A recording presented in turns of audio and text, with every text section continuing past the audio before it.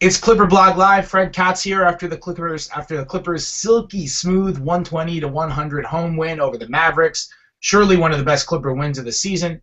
Joining me for today's show in Los Angeles, where his girlfriend lives apparently, Law Murray. Damn, you make it seem like I'm under the cover with it. You are more clean cut right now than that Clippers win. Like you look sexy, man. You're looking good. Hey, I appreciate that. It's a new year, 2015 for the show, so let's do it. This is 2015 Law. 2014 Law was like scraggly and had hats on, and this is like you look like you've got like a big job interview coming up. Hey, you know what? Any Law can come back. You know, we got 12 months here, so don't get comfortable. Any law can come back is a horrifying way for a government to operate too. Any law can come back. Heck yeah. Let's talk about the game. Like finally we're talking about some good stuff on CPL, right? The Clippers just beat a really good team by 20 and played one of their best games of the year. I mean, they look great. Blake was awesome. Let me just call up the box score quickly. I mean, Barnes was, shooting the lights out from the beginning. DeAndre had another really strong game where he was just he had 15 boards, but it almost seemed like he just got every single available rebounds. He had some amazing rebounds where he was just skying for him.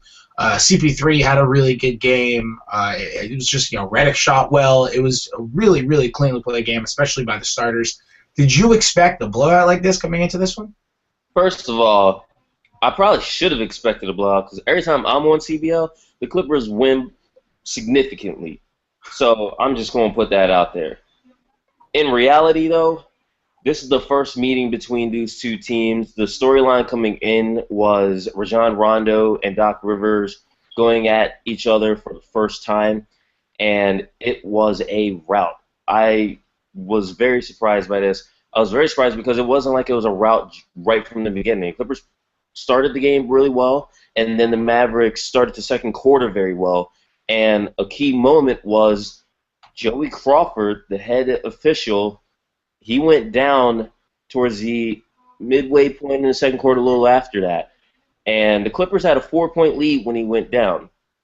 After that, the Clippers ended the second quarter pretty well. They had, I believe, a 8-0 run to end in the first half. They came out focused. A key thing that Christina Pink said on the Fox broadcast was Mike Woodson told these dudes to keep their heads. And Rick Carlisle got himself ejected. The route was on. So the Clippers, these matinee games, they can get you. And they look really smooth. And the Mavericks, they got worse and worse as the game went on. It was arguably the best performance of the season. It's funny that you bring up Carlisle getting ejected because when that happened, all I was thinking was, so the NBA internally is considering going to 4-man referee squads now. There's a chance that's going to be tried out at Summer League at some point in the next year, 2, 3, something like that, and then maybe worked up into the D League and so on and so forth because Summer League is where they experiment with this kind of stuff. And apparently one of the main coaches who's really pushing for 4-man referee teams is Rick Carlisle. So it makes sense that Carlisle would be the one who's pissiest over a 2-man referee crew. Carlisle really, really wants 4-man refs. Apparently most of the coaches, if not all, are very in favor of the 4-man team, but they're obviously logistics. They have to hire more guys and work out union issues and pay issues and all that stuff, so it takes a little while to do it. But, yeah, Carlisle apparently really wants it, and then he can't stand the 2-man. So I guess at least it's in concert with Rick Carlisle's actions in lobbying for 4-man referee teams. Yeah, and I would imagine that it is with Mark Cuban as well. I'm sure that a game like this, perhaps, not just with Crawford going down, it wasn't just any referee. It was, possibly the face of NBA officials.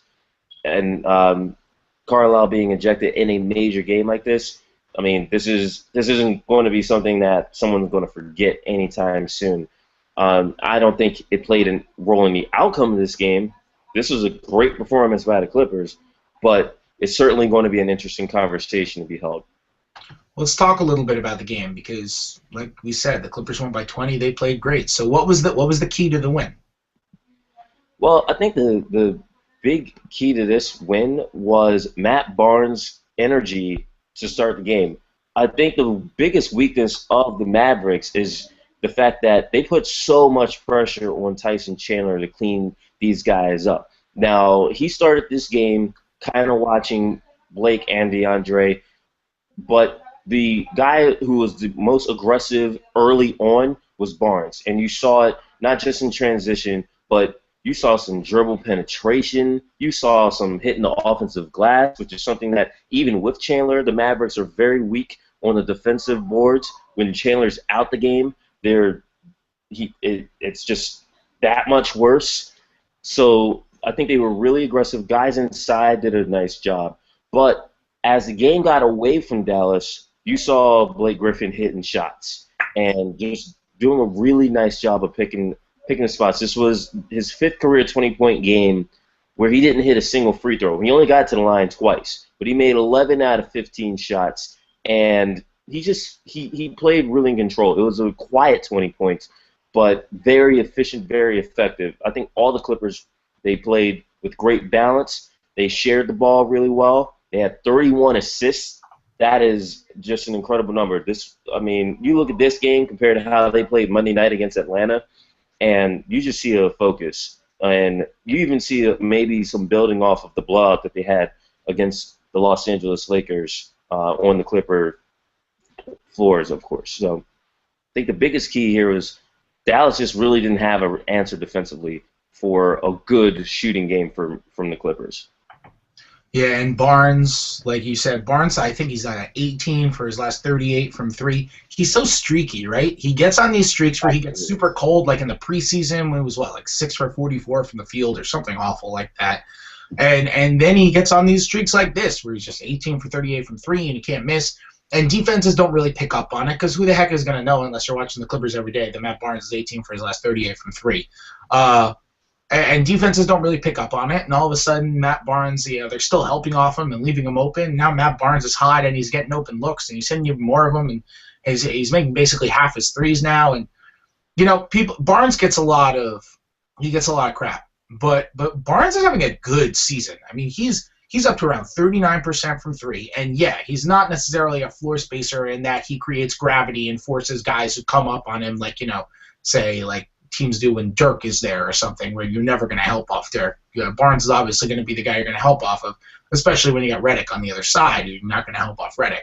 But he's hitting open shots this year, and that's a big thing. I mean, that's the main criticism of him, right? He doesn't hit open shots, but he's at least hitting open shots this year. He's not necessarily rebounding as well, but at 34, he's still an above-average athlete for a 34-year-old.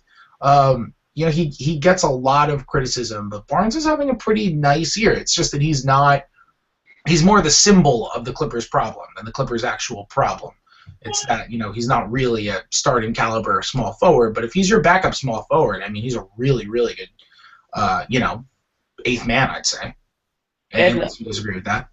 And I think we've said that pretty much from the time he got in the starting lineup. Like, he's not a starter that you want to. You don't want to stretch him too much in that role, but that's the roster that the Clippers have given themselves. In a way, they beat a team that also kind of has themselves in a bit of a hole. I don't want to even say it's a hole. It's weird talking to like these teams are barely over 500. These are two very good teams in a very good conference. The bigger thing is why they're good more than why they may struggle or lose every now and again. But look at Dallas. Dallas is a very top-heavy team. They had Richard Jefferson and Charlie Villanueva, God bless his soul, playing major minutes in this one when the game was still consequential. And, my goodness, that's going to be a problem. Hell, you want to know one reason why the Clippers would probably want to see this Mavericks team? It's because they look at that starting lineup and we're like, okay, we can match up with y'all fine. Y'all got to match up with us. And then look at the Mavericks bench. The Mavericks don't have a whole heck of a lot coming off of their bench. Devin Harris looked like a young man again. He had one dribble drive dunk today, and I'm like, whoa. But other than that, this is not an impressive Dallas bench. Their depth is going to be an issue in the postseason, just like a lot of people are saying the Clippers' depth is going to be an issue. Yeah, I mean, I think that's a really good point. I think you're probably right. The Clippers probably match up better with Dallas than they do against most other teams. Certainly, Memphis and and Golden State and probably San Antonio. Those good deep benches. Memphis is even deeper now after that Jeff Green trade. Man, that team's going to be scary. But you look at those teams, and even Portland. Like Portland has made some sneaky nice signings. Like Chris Kamen's been really good for them, and I know Portland is notorious for having a weak bench or a light bench every single year. Just like Matt Barnes is kind of the face of the Clippers small forward problem, even if that's undeserved. To me, like Luke Babbitt is just the face of the Portland bench problem, even though he doesn't play for Portland anymore. Well, yeah, it's just they were just a bench of Luke Babbitt's and Joel Freeland's and Myers Leonard's for a while, and now Kamen's playing nice, and they've actually got something going there, and that team is way better than I thought they'd be. I thought they were going to fall off a little bit after last year, but they're actually playing way better defense than they did a year ago, and they've got a really good starting lineup, which for somehow no one ever gets hurt in that starting lineup. They're always together. That starting lineup is among the league leaders in minutes played among five-man units, and after it was, I believe, second in the league last year behind Indiana's starting lineup. So, they can also match up with Dallas or the Clippers starters, and that bench is getting better. So yeah, I'm with you. Dallas is probably the one that you want out of the elite teams in the West. But that being said, this is an incredible win for the Clippers. That offense is amazing. The Clippers did a pretty good job rotating onto ball swings. Dallas, you will usually kill you in the pick and roll. I thought DeAndre. Let's talk about DeAndre a little bit, because DeAndre was just wonderful today. I thought. Even in the 3-on-3 going into this game, said, how do the Clippers win this game? What's the most important way the Clippers win this game? I wrote DeAndre has to just have a killer game, because he's got to thwart. He's got to stymie that pick and roll. He's got to grab tons of rebounds so Dallas doesn't get their second-hand chance points, which is something that they're not very good at.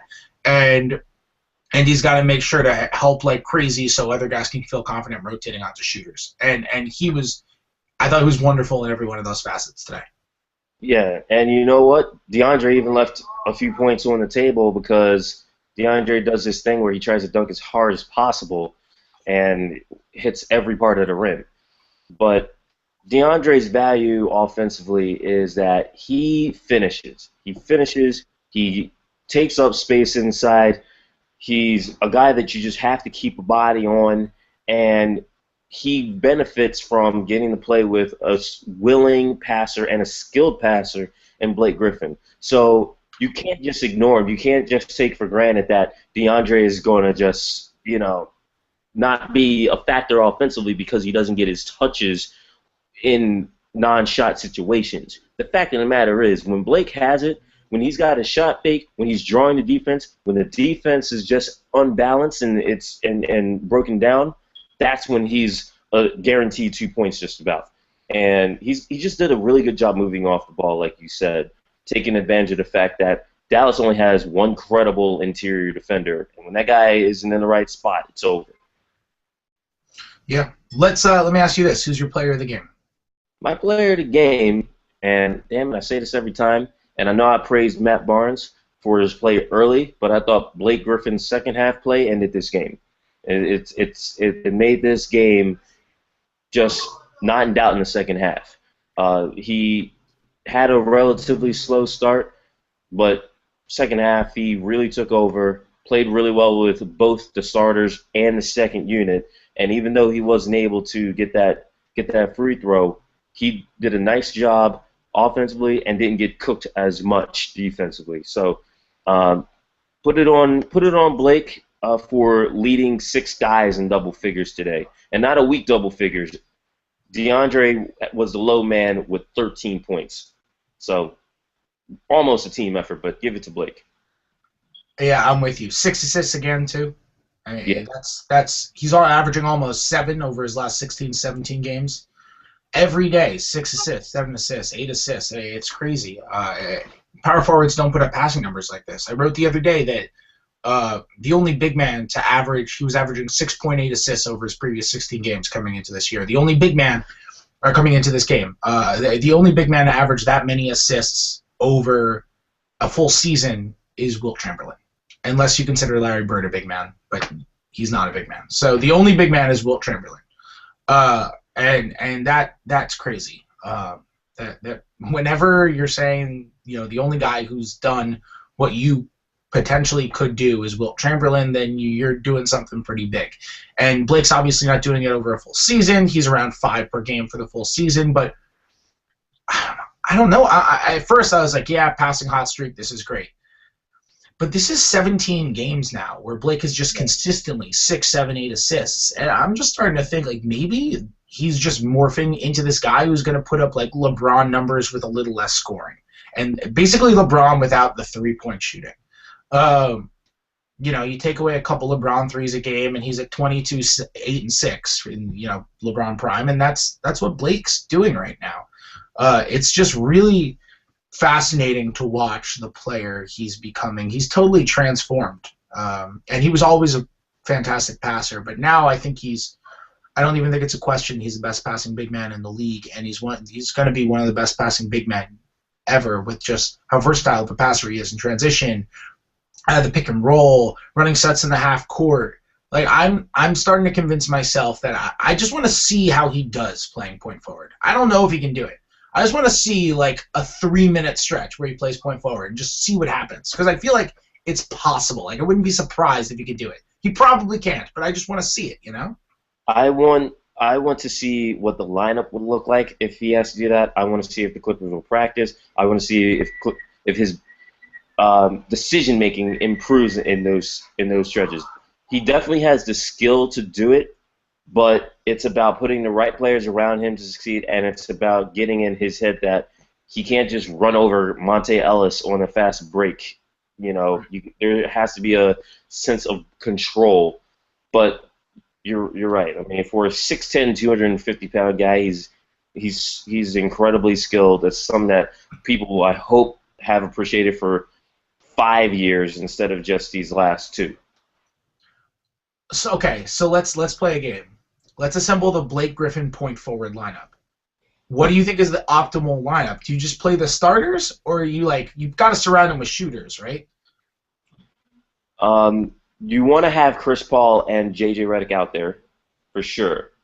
You want DeAndre out there because you want an interior presence. That other spot is completely up for grabs. Now the question is, do you want a Spencer Hawes out there?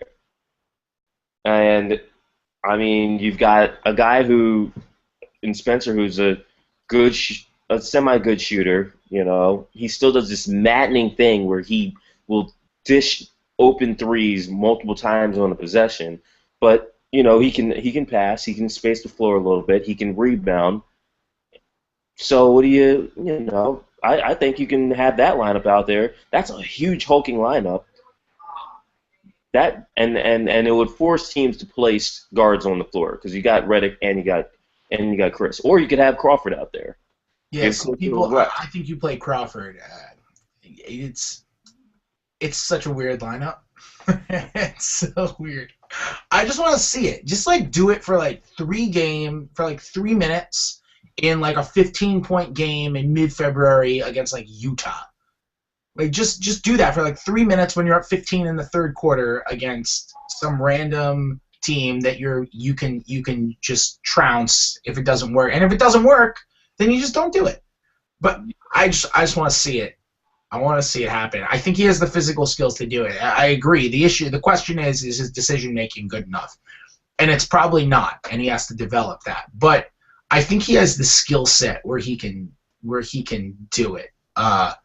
And it would be a nightmare for defenses if he could. I mean, it would be a total and complete nightmare. And you know what? It would save the Clippers' backup point guard situation because you can then just stagger your minutes and Blake's your backup point guard. This is a ridiculous conversation. It totally is. This is something that you're probably going to see in the All-Star game. This is something that is going to come back to kill me. Someone is going to start tweeting about, who are these idiots on ClipperBlog Live, totally discrediting their own intelligence, talking about how Blake Griffin can play point guard. Then someone else is going to tweet at me, why would Fred Katz say that Blake Griffin can play point guard? And I'll be like, I have no defense. He probably can't do that. I'm just, just making stuff up as I go along. But it would be great. I just want to see that. All right. Law, I think I'm starting to ramble. I think it's time to watch this football game where Baltimore's going for it on 4th and 6 as I very professionally have the game on mute right next to me. Before we go, I'm watching it. Before we go, Law, you didn't say your Blake Griffin stat that you wanted to say. Oh, I did. I mentioned this was the 5th game where Blake had at least 20 points without making a free throw. Again, I like free throws. I like free throw attempts. I like stressing out big men. But if you can be efficient without getting to the line, that's appreciative too. 11 for 15. Pretty darn good. Before we go, quick programming note. I've just taken a job at Fox Sports, which I start next week, which means I'm going to be doing work at Bleacher Report, but it's probably going to hinder my involvement at ClipperBlog, meaning we may not have as many CBLs in the near future. Make that the near future. I'll still be doing it every once in a while, and other people are going to start hosting and doing that stuff as well. But for now, we're still working stuff out, and there may not be as many. We're still obviously going to have as much coverage and the 3-on-3s and last calls and all that stuff. But just for CBL in particular, it might be a little bit different. That, of course, is subject to change, and that's going to do it for us today. The Clippers defeat the Mavs 120-100, improving their record to 25-12 on the season. Mavs fall to 26-11. For Law Murray, I'm Fred Katz. We do have a show after the Heat game tomorrow, so see you tomorrow night.